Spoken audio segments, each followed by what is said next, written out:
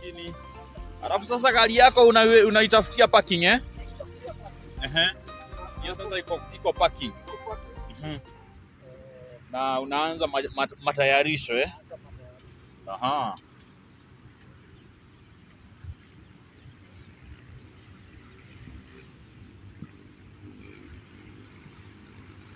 You can see that he is preparing to he's taking on new uniform that he uses to do his practice.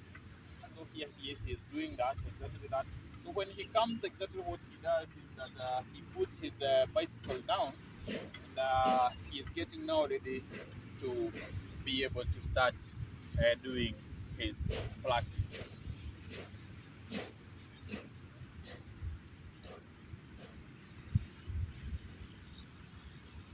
Na viatu za kucheza uko nazo? So utakuwa unavalia mpaka viatu za kucheza.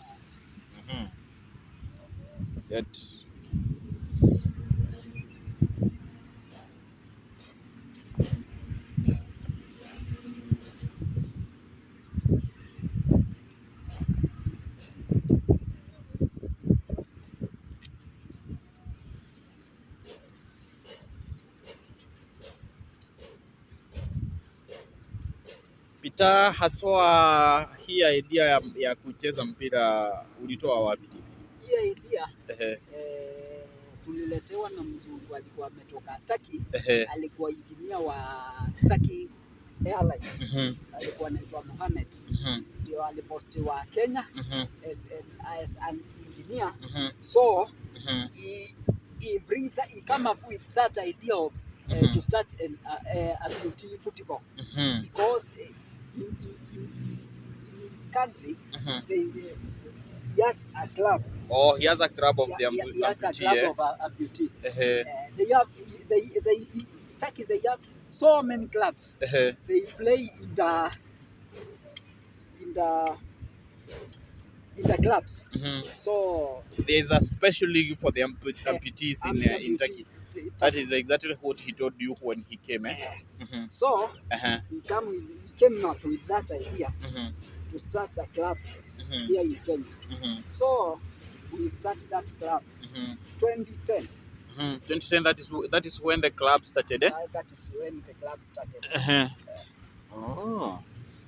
And then from there, how has been your experiences concerning now the whole issue of playing football?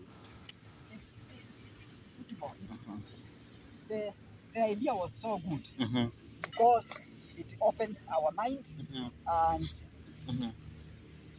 we get used of. You got used about the whole thing, The whole thing.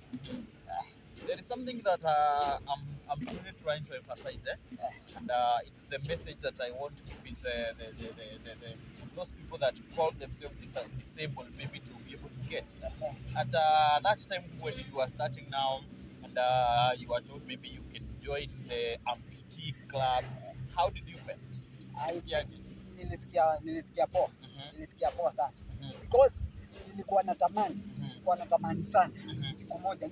Kwanza niliona kwa TV watu wakicheza. Niliona German Amputee football. Ndio niliona.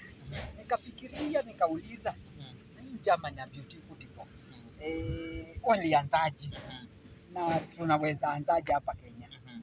So mzungu kukuja, ndoto yangu ikatimia. Nikaona actually that is something which can be done. So we started and now we are going on.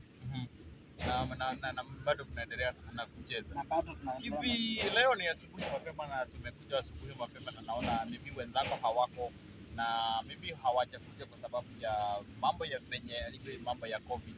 Wewe mwenyewe isipokuwa sasa kwenda kwenye viwanja mnafanyia mazoezi, ilikuwaje ukakuwa na hiyo motisha ya kwamba kila siku unataka kwenda mazoezi hata kama viwanja vimefungwa hapa kwetu?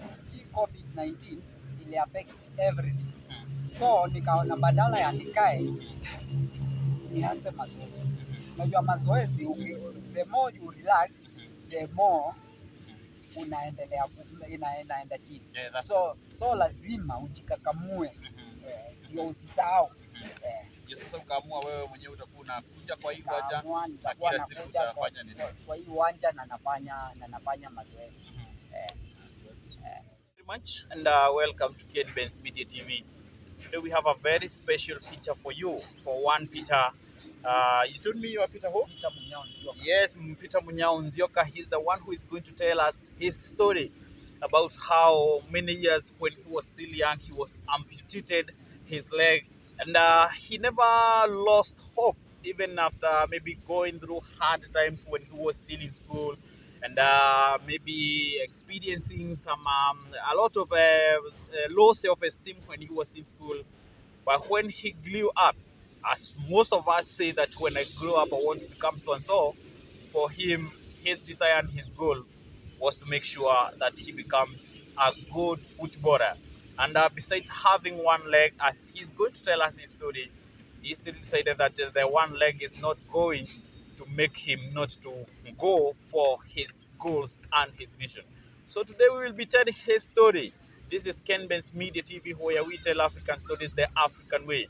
And this could be one of the most amazing African stories that we are going to tell about one Peter Nzioka who is here with us. So thank you very much, Mr. Peter.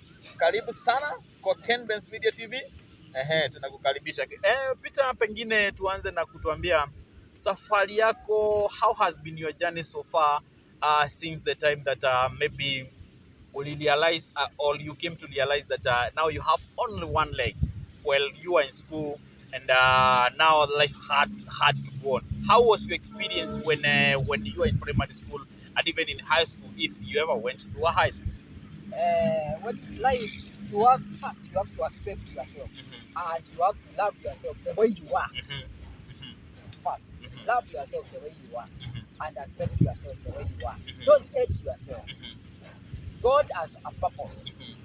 He created everybody with a purpose, and God has a purpose for me. So I did not give up. Even if I have one leg, I did not give up. Every day I work hard. I work hard to achieve my goal, and God will help me. I keep God first, and I trust Him every day. In everything that you do, you know that it is possible. It is possible. Peter, you'll be telling us maybe about the challenges that you have been going through, living the way you are living with your disability.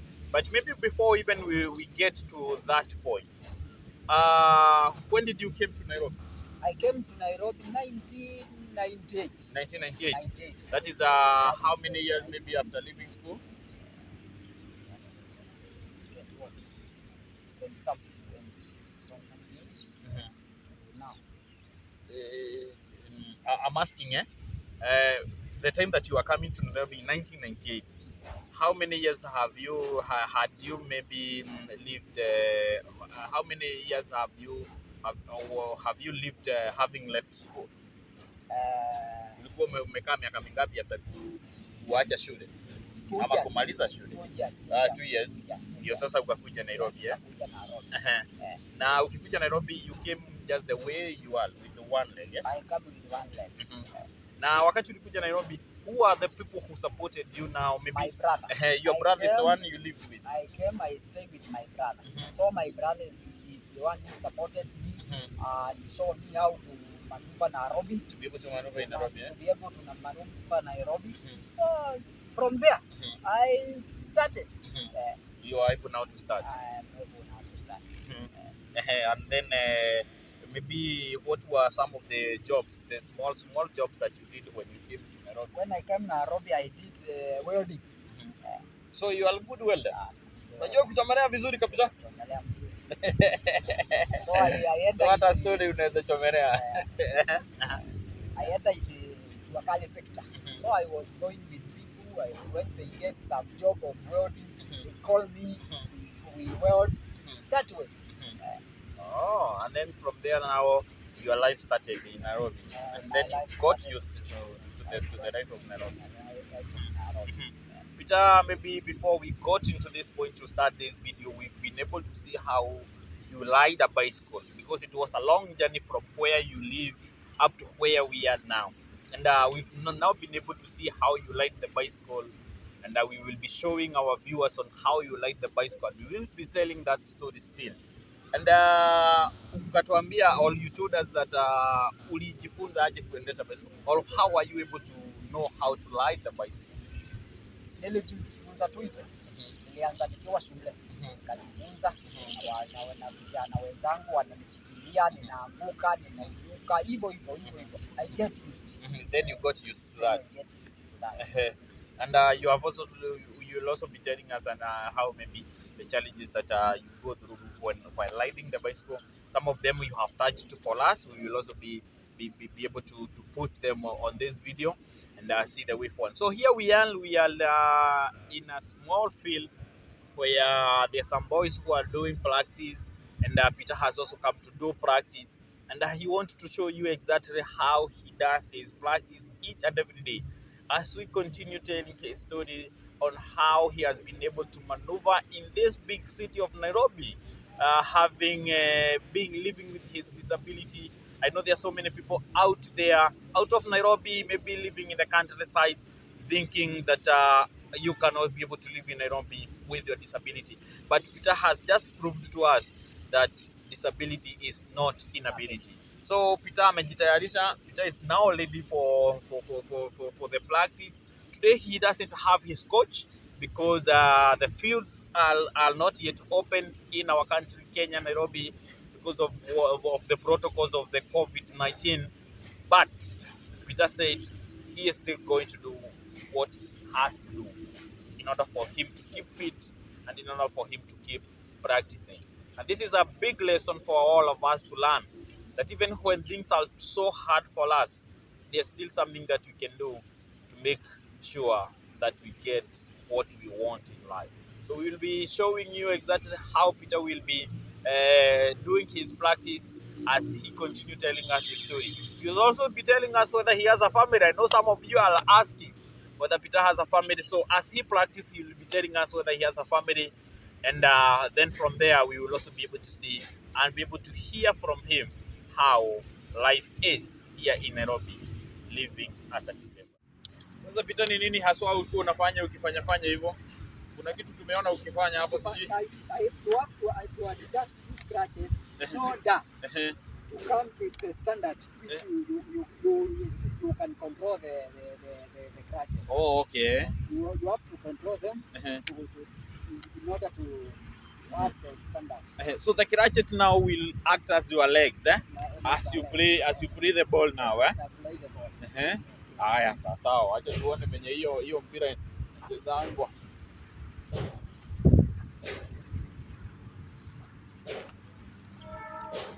So that is Peter. That is how he has already started doing his practice, as you can be able to see.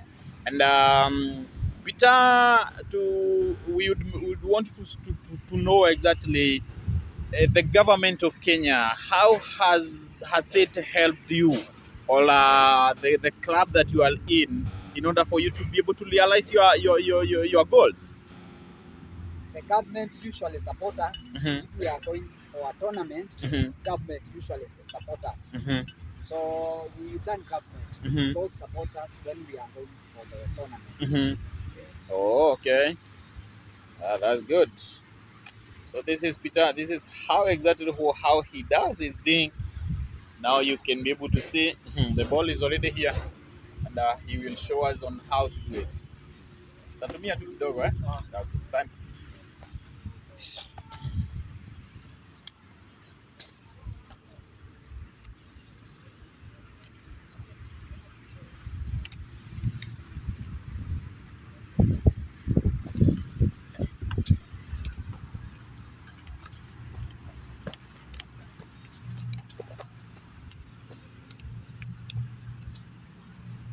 So crutches zako zinatumika kama mikono na miguu at the same time,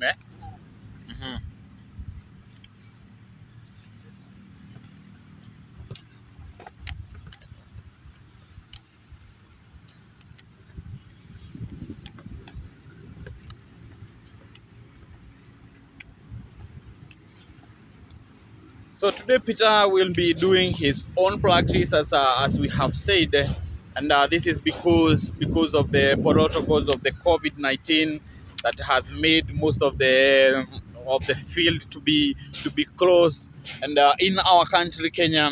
And so he said that instead of just waiting for the field to be opened by the government, for him he will continue doing what he has to do. So Peter, ni nini haswa inakusukuma sana ya kuwa ukifanya mazoezi kila siku, na kwa katika hii mpira ambayo unacheza, this football that you are playing at this particular time, how do you see your tomorrow, ama unaona kesho itakuwa vipi? Kesho yangu nataka nataka hii ball ikuwe ni kama nikiifanya nikicheza, nataka in the future nione wale maamputi wengi wakiwa independent, na ikuwe ni kama ni job here in Kenya. Tukuwe na club, independent clubs.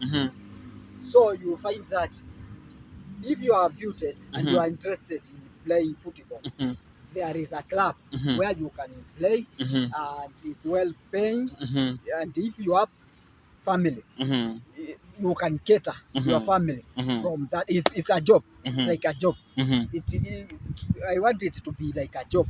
Like a job to you. Like a job to me and for many amputed. Peter, kulingana na mambo ambavyo huanga tunaiona katika Kenya yetu, ambapo tunaona kuna wachezaji ambao huanga wanacheza mpira ya kulipwa na inafikia mwisho wa mwezi, ama unasikia wachezaji wengine wanakaa they even live for months without being paid. Does that discourage you? No. It never discourages you? Never discourage me. Lazima utie bidii. Lazima utie bidii. Na wengi wanaenda kwa sababu ya masponsor. Unaweza pata umecheza na hamuna sponsor. So hamuna otherwise. Hauna otherwise. Na saa hiyo uko na family.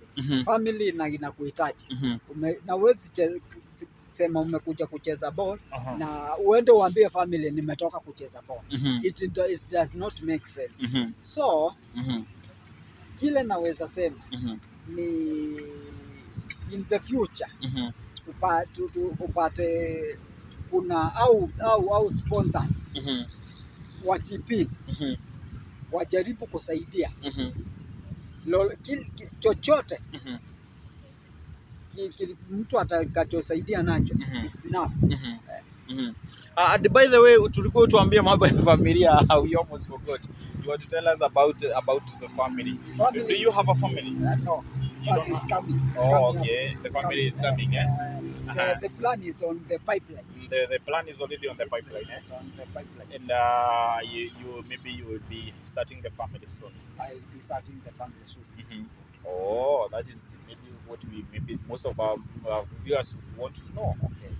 So talking about the Kenyan football and maybe the bodies that govern the Kenyan football here in Kenya, do they really give enough support? According to you, how do you feel that maybe they give enough support or they don't give enough support to people who are disabled like you? How do you feel about when they are approached? They usually support. When you approach some companies, they usually support according to their standard, according to their ability. When you approach them. So when you approach them, sometimes they help, sometimes they don't. And still that does not make you lose hope. Does not make me lose hope.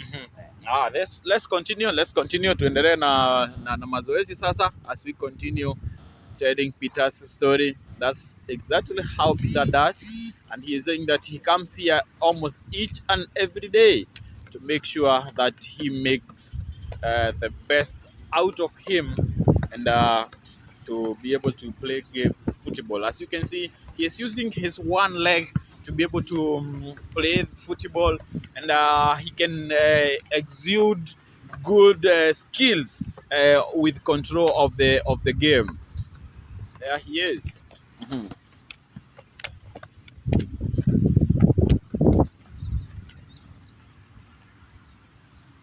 So Peter, ukiwa primary ulikuwa unacheza mpira, maybe ulikuwa unacheza ama ulikuwa una enjoy nilikuwa nacheza na watu every. Nilikuwa nacheza billiard, nacheza ile for the fun. But I had a dream that one day I'll play football. But I was not sure how will it come. I was not sure. Okay. Lakini kwa wakati nilipokuja Nairobi, nikaona hiyo Amputee football na nikaanza my dream come. So you from there you start seeing your dream coming true. From there I started seeing my dream coming. And the passion ya kucheza ball with your foundation ilitoka wapi sasa? Ni kitu nilizaliwa nayo. Naweza sema ni kitu nilizaliwa nayo.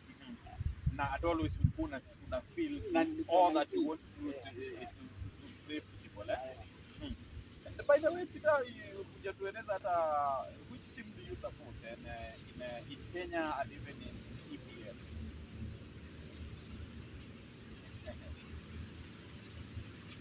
I have not support. You don't support any team in EPL? You're not an Arsenal fan, and you look like an Arsenal fan. Ni nini Peter wewe? Unakaa kama mtu wa Arsenal. But generally you like I like football. And you like watching football? I like watching football.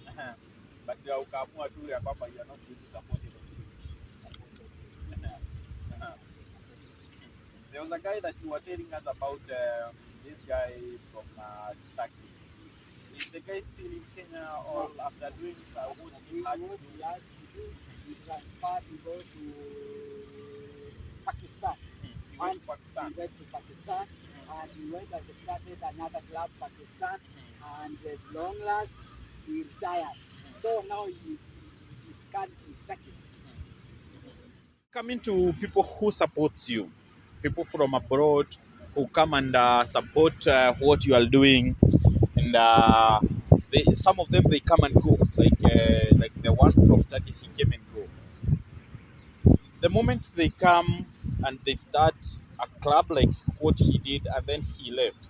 How are you left? Are you left frustrated, or are you left with a ground now to start from and then move forward? When they go, first we are stranded because you know he has to support everything, and that support is always in the end.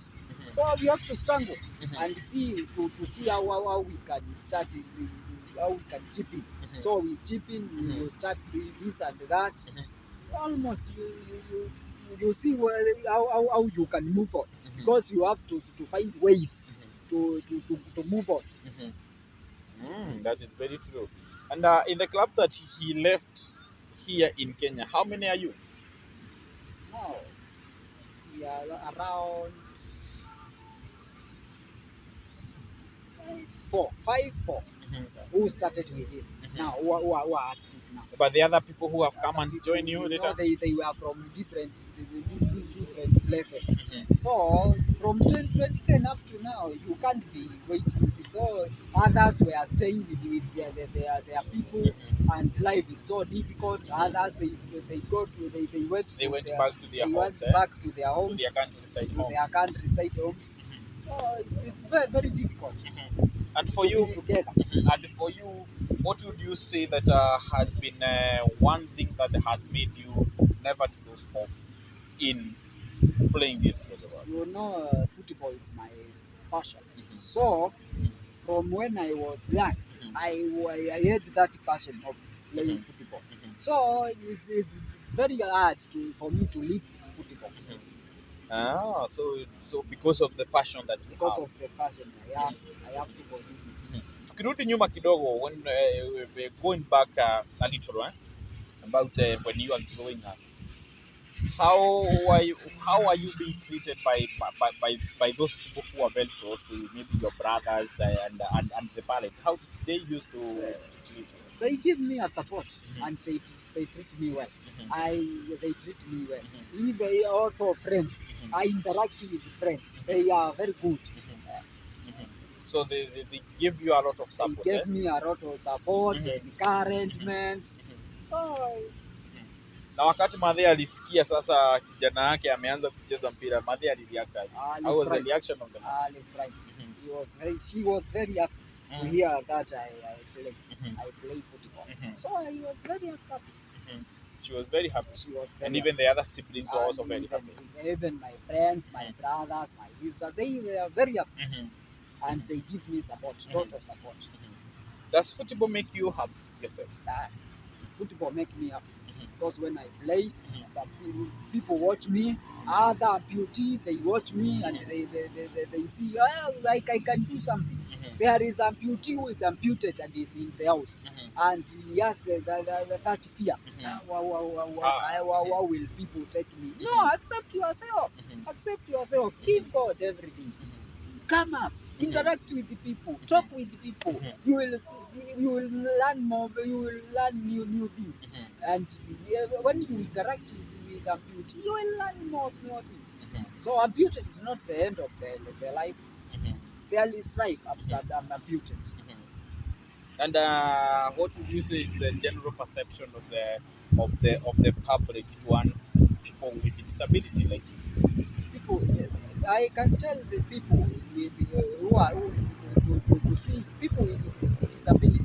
When you see person with a disability, give her or him encouragement. Try to give him encouragement.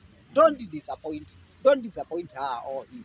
Give him courage. So thank you very much. We are continuing with our story, and of course this story will not be complete without Peter scoring a goal, and we will be going to the goal post to see Peter play and they even score a goal. We don't know whether we will be having a goalkeeper for today, but we will see whether he still can be able to score even without a goalkeeper. So Peter, continue doing your things. That is Peter. This is exactly how Peter lives each and every single day. And his life has been like this since he was amputated. And he has to live. And that is exactly what he is saying. That he had to live even with his disability. And he decided that regardless of what is going to happen in his life has to move on.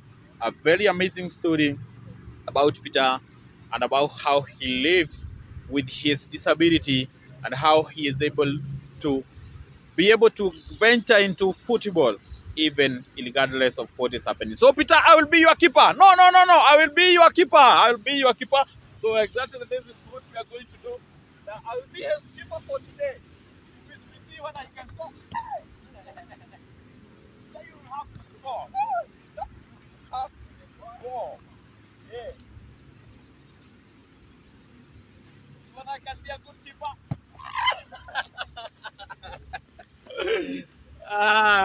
Very sure. That's why maybe I'm not a goalkeeper. You can see how he does his football. Please, pigia mpira. Peter, kumbe unaweza nifunga eh? Umenisangasha bwana. Good. Thank you.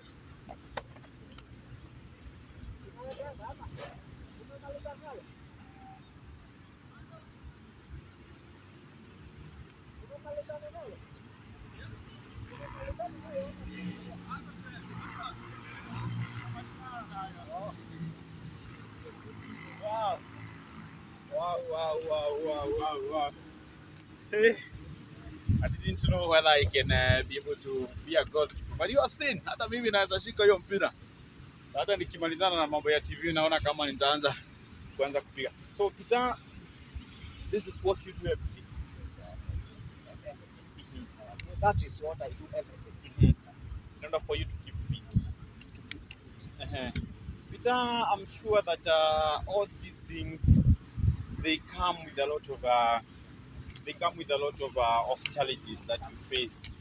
And what are some of the challenges maybe you face unaonanga hii challenge manzee imekam na I'm almost losing?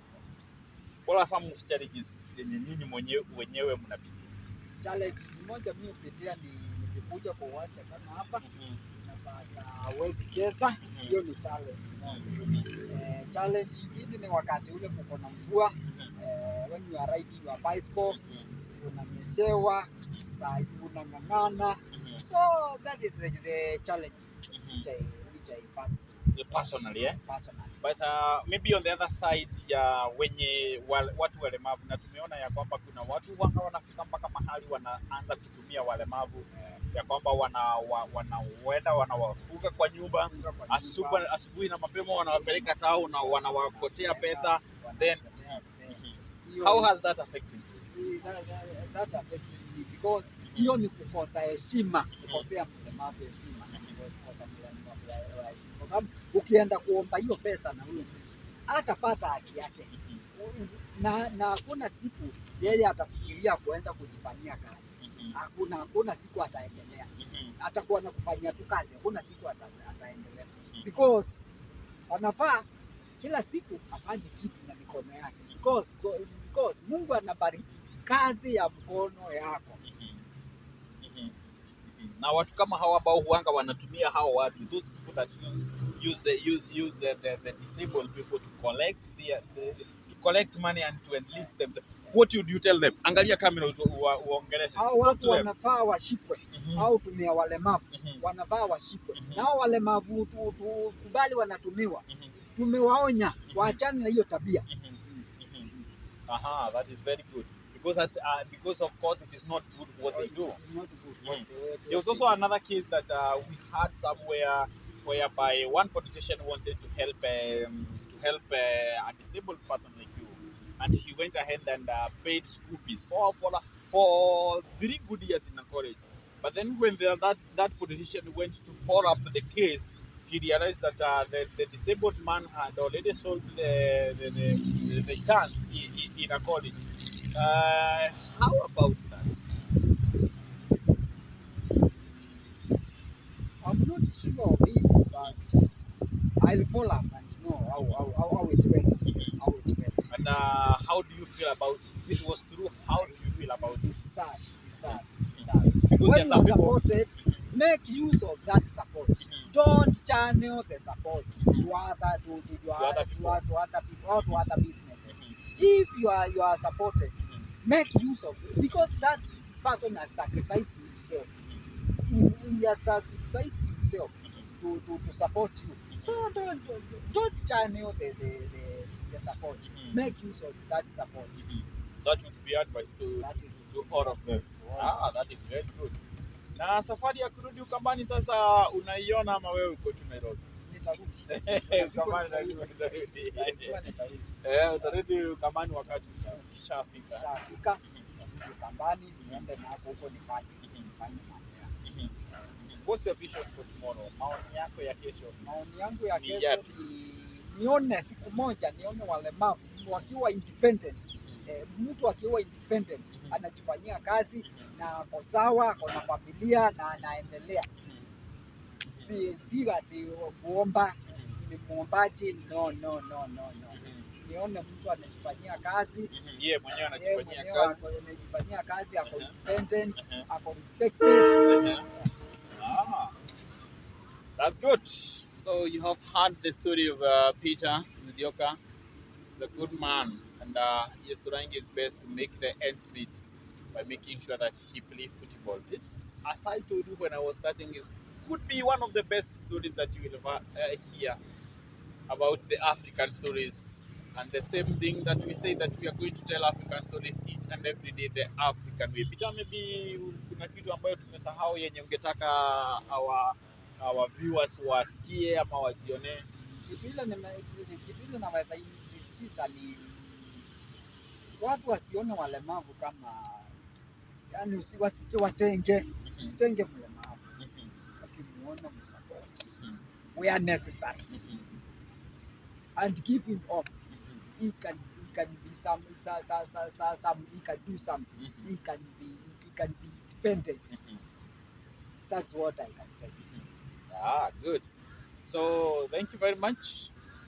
Ken Men's Media TV, African stories, African way, all the way until the end. Thank you very much. God bless you. See you again. Wacha sisi tucheze mpira bwana. Hii maisha haitaki stress. Cheze ball. maisha iendelee Maisha yaendelee. as we continue. And by the way, take care because of COVID. Waambie kuna COVID. Kuna COVID. Take care.